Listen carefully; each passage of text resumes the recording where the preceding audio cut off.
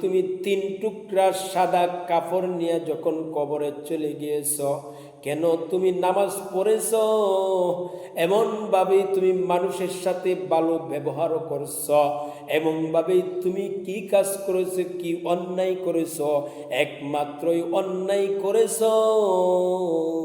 তুমি ভিতরে ভিতরে মানুষকে তুমি বুঝাও নাই। ও বাবা, তুমি মানুষকে বুঝাও নাই আমি আল্লাহ একজন আছে। হ্যাঁ, আল্লাহ দেখতেছে তুমি যে সুদ খাইছ, তুমি যে ঘুষ খাইছ, অবশ্যই আল্লাহ দেখতেছে। সেই জন্য বাবা তুমি কার জন্য আজকে কি করিলা?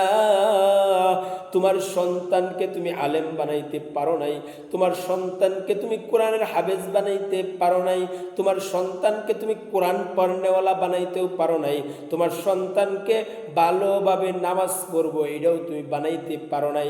আজকে কেন? তোমার টাকা যদি তোমার হালাল হইতো অবশ্যই তোমার